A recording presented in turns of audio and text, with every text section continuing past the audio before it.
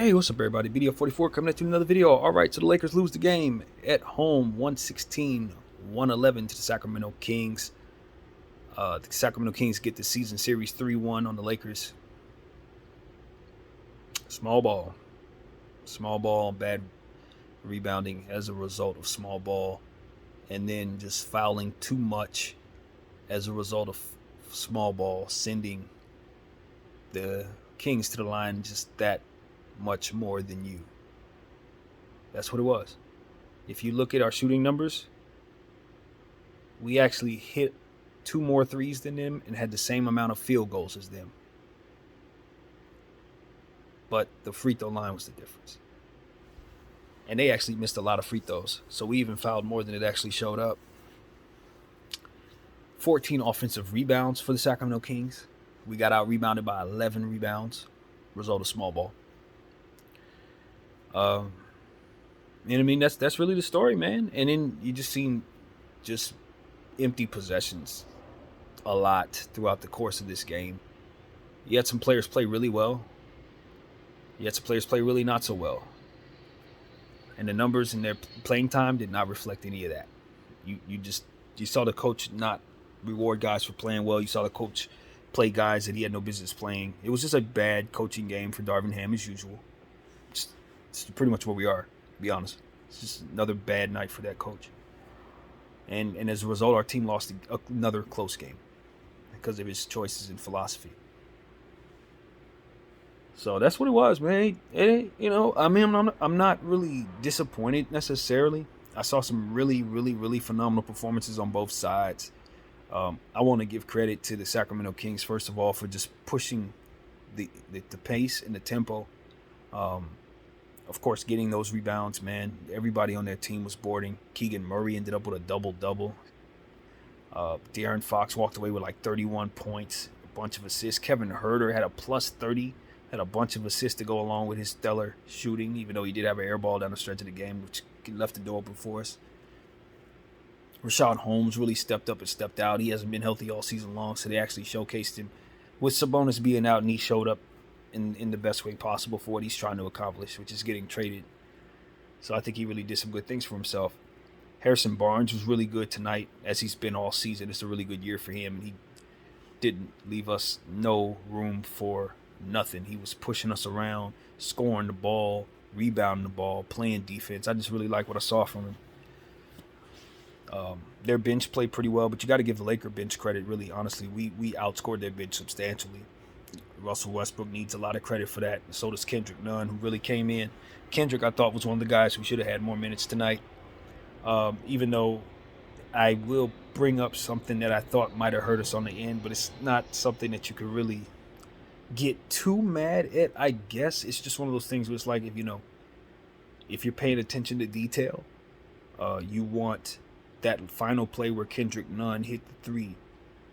You want him, instead of complaining about not getting the call, to sprint back down the court, because what ended up happening was we ended up getting a breakaway foul because there was nobody down there to stop the outlet pass that ended up going to Holmes down in the situation where they ultimately were able to get 2 free throws in the ball because there was no one down there to get to him.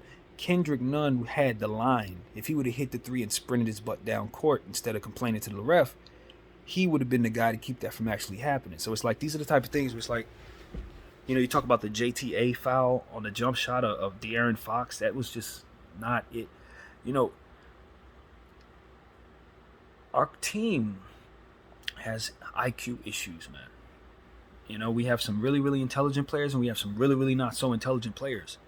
And it's very important that we respect that and just not put the players that we cannot trust on the floor to do things that's not going to work out, on paper. JTA's not going to be somebody you want to see down the stretch of a basketball game. You don't need Kendrick Nunn and Russell Westbrook and JTA on the floor down the stretch of the basketball game. And you couple that with the ineptitude of their offensive issues with JTA not being a scorer, and you put Patrick Beverly down there as undersized. He can't score. You got Russell Westbrook down there. He's not necessarily going to help you in everything in that situation. You got away from Troy Brown. He had no turnovers, 1 foul, 2 for 4. What went wrong? Why didn't we see Troy? What went wrong? When the only infraction he had was 1 foul, fam. These are the things we're talking about. There's no rhyme or reason to this coach. He's just putting stuff on the floor and just running with it. It doesn't have to make any sense at all. You saw lineups down there with Dennis Schroeder and Russell Westbrook and Patrick Beverly. And then he had Troy and Winion on the floor. How the hell are we supposed to get any rebounds? At what point do you see any way for our team to have any success with that lineup on the floor against Rashad Holmes, bro? So it's like, for me, I'm sick of the stupidity, you guys. That's what it is for me. I like hard effort, I really do. But I don't like low IQ stuff, man. I don't. I study this game enough every night to know what the Lakers need to do. And if I'm not getting paid to do this. So if I can look and see what needs to be done, just from a paper standpoint, our coach should be able to too, man. I know it's a stressful job, but his head ain't on straight. And I'm just going to be the first person to just say that. Darvin Ham is not as focused as he needs to be. He's no rhyme or reason to what it is he's doing. He's the equivalent to Russell Westbrook dribbling the ball out there into triple defense with LeBron James at the top of the court, not even passing him the rock. That's the equivalent of what our coach is doing. Just dribbling for nothing, to no reason, to no rhyme. The rotations don't have to make no sense. He's just trying to manage the personalities he's dealing with. And I'm telling you, I don't think it's worth it to have a bunch of people who are calmly losing together, fam. I'd rather a bunch of people at each other's throats like we had the year we went to Detroit and lost in the finals when Shaq and Kobe couldn't get along. Everybody was upset about whatever. We still were winning. I'd rather that type of thing than to be managing people's egos and it just comfortably rocking us into losses night after night after night. And that's what it is, man. Trying so hard to manage all these egos, and it's just not leading to any on-court strategy. And I'm sick of it. I watched Thomas Bryant get 17 minutes tonight or something of that nature. In a situation where literally the only thing that's been going wrong is the coach just decided to go away from him because he decided that he couldn't play against Dallas. And then from there, he just kept his minutes low because he struggled from there. You're messing with the man's confidence, Darvin. That's what's happening. If you want to know the truth. If anything's going wrong with Thomas Bryant, it's he's lost faith in himself because his coach just removed his minutes. And leaning on Patrick Beverly and Dennis Schroeder tonight for 25 plus minutes apiece when them boys accounted for 6 whole points out there. And you're going up against the highest scoring team in the league. He puts defensive players on the floor undersized. So what does the defensive advantage actually come from? Where does it come from? If you're putting JTA and Patrick Beverly on the floor to try to guard people who are undersized, where does it come from, coach? What's the point of going defense if you can't be tall enough to defend the people you're defending, fam? Putting our slowest players on the floor and our worst defensive players on the floor at the same time and asking them to go out there and beat the best offensive team in the league. I can't tell you how hard it is to watch this with the brain that I harbor in my skull, y'all. It's hard, man. It's hard. But I'm trying. I'm trying to keep it together with this stupid basketball club. LeBron James going for 2 for 9 when he know damn well we can't hit a 3-point shot down the stretch of a basketball game to save our life. We have lost at least 7 games on that same shot this year alone, and this man still settles for these stupid shots. Are you trying to make a point here? Is that what you're trying to do, Bron? Are you trying to make a point that we can't win?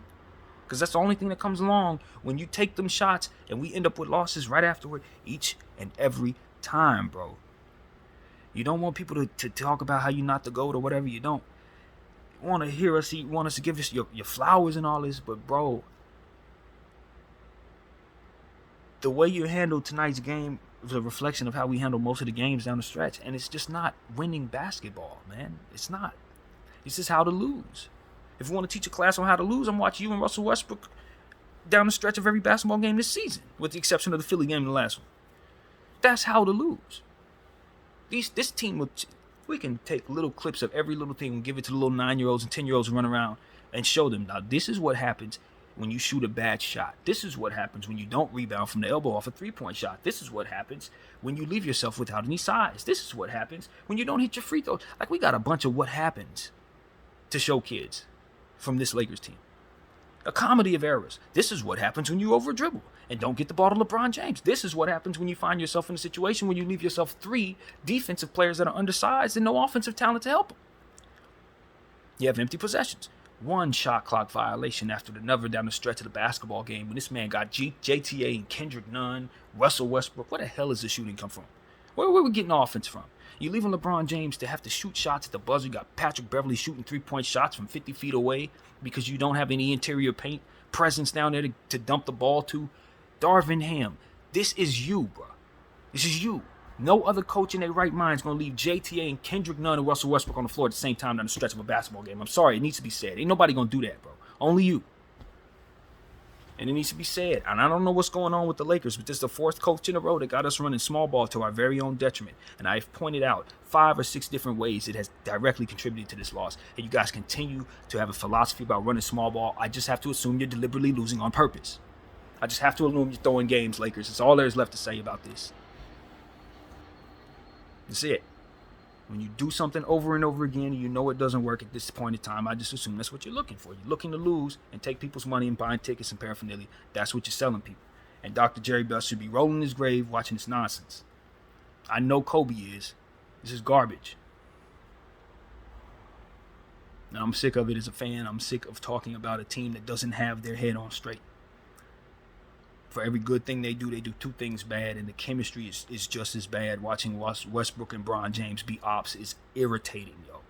It's irritating. It's more than anything else. It's just irritating because you know they're playing off each other in negative ways, and it's directly contributing to our losses. Guys like Max Christie playing their butt off, man. But why in the hell is he in the game down the stretch of the basketball game when you know that boy has latency play issues? He does not think quick enough yet to be on the floor in the last minute of the game. I'm sorry, it is what it is. He don't think fast enough. It's not that he's not making the right play. It's just that it's not quick enough in his head yet. He's a rookie. So in situations where he needs to be a step fast, he's a step slow, and it throws a play off. And I'm not mad at him. There's nothing wrong with how he played. You just got to know when to get certain guys off the floor. 2 minutes left in the game. I need to have my best free throw shooters, my best thinkers, my most size. You should have had Bryant, Wenyen Gabriel, LeBron James. You know what I mean? Those are the players you wanted on the floor tonight. Troy Brown, size. You're going up against Rashawn Holmes. He's a rebounding dude. Size. Keegan Murray. Freaking Harrison Barnes. Rebounders. Chizzy Metu. Rebounders. All up and down this damn roster. Kevin Huerter. Led the Kings in assists. Did we ever try to get the ball out of his hands? Did we recognize at any point that he was playmaking tonight? Did anybody notice? And De'Aaron Fox getting 36 and something. He missed so many free throws tonight. Yo, De'Aaron Fox was leaving the door open for the Lakers. Down the stretch of that basketball game, the Kings couldn't make a free throw for whatever reason. It was bricking shots. We were up by 3, ended up down by 3, and I'm just watching our team get shot clock violation after shot clock violation, and I look on the floor, and I know it's not the players' fault. Yes, they did things that were wrong, but if you look at how they were lined up down there, they were at a complete disadvantage. You know, LeBron James passed the ball like a madman in that 4th quarter. The start of the 4th quarter, I think he's strung together like 5 or 6 straight assists. I was loving it. Why did we get away from that? Why did we get away from what worked, Bron? It's what we say about you every game, bro. Do you not realize that this is how you lose, sir? Getting away from what works and allowing the team to get away from what works. Allowing the coach to get away from what works. Sorry, man, but I've watched experts close basketball games all my life. So to be on the side of a team that don't know how to do it and lose every night is the worst thing in the world for a Laker fan, man. We're not used to this. We watch other teams do this against us, and we beat those teams because Kobe and Derek closed these games. They made sure they hit those free throws. They made sure they managed the clock. They made sure they got the last stop. They drew the last foul. They did everything they needed to do so that when we had games like this, you had to beat us at the damn buzzer in order to win. It would take a Chris Webber shot at the buzzer to get a win against the Lakers in this building. Because that's how much good we were doing all the way up into those moments. This team, it turns into a free throw contest and you only have a 4-point spread because they can't seem to get a play going in the last couple seconds. The last few plays, they just completely wet the bed. Just play straight into the defense's hands. Don't even run plays. We didn't even run plays out there tonight. We had players on the floor who had never been on the floor together at all. Down to closing minutes of a basketball game when we have the MO of not knowing how to close. What is going through this coach's head, yo? Like, when you know that's your problem, and then you do this in response to it, it's like, no.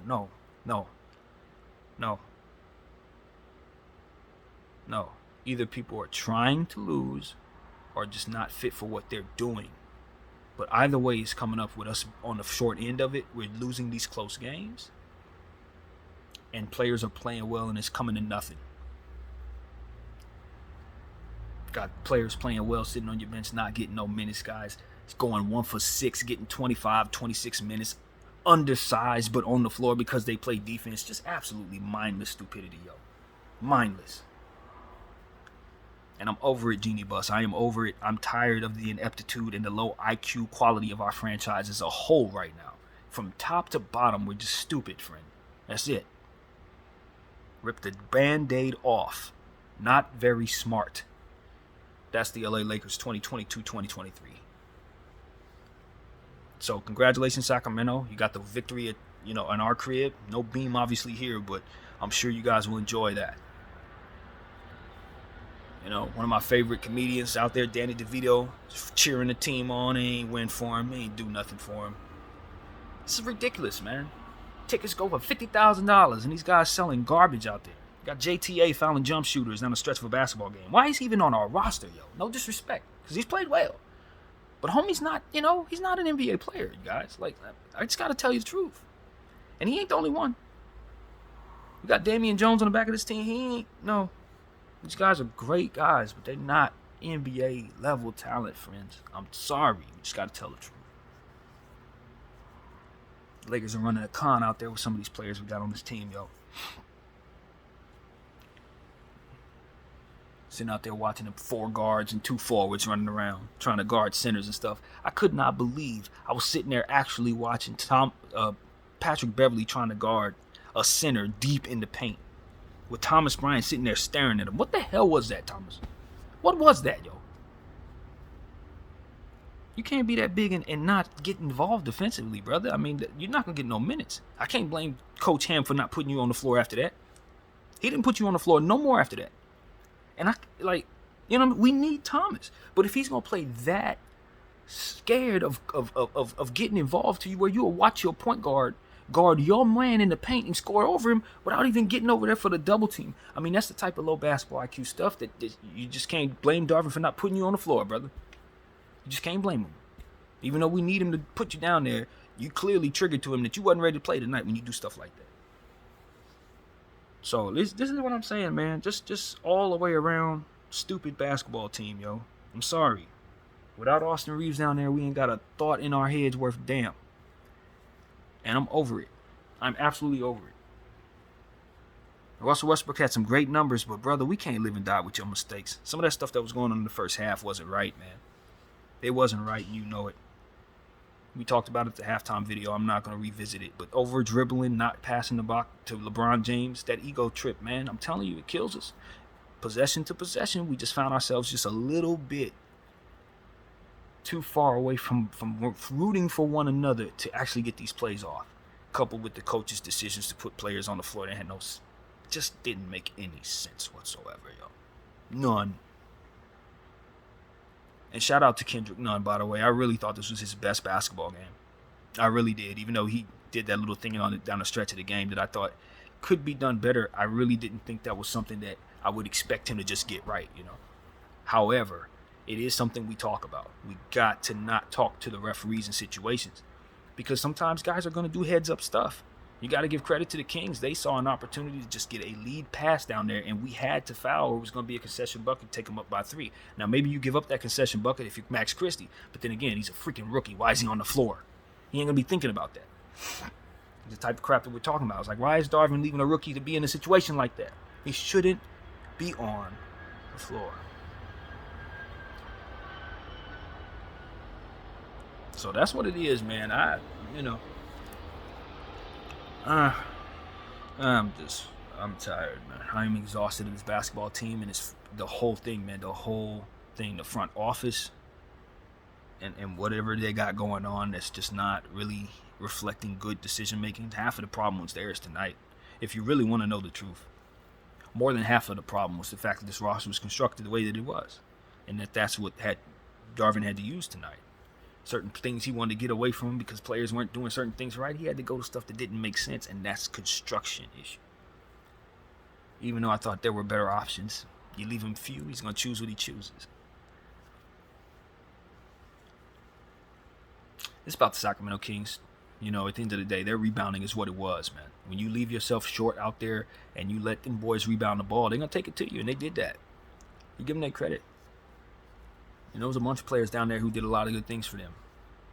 But at the end of the day, the Lakers just did not quite understand how much of a detriment playing this small ball, wacky, stupid lineup jambalaya of randomness that Darvin Ham is throwing out there. I don't believe he believes it's as bad as it actually is.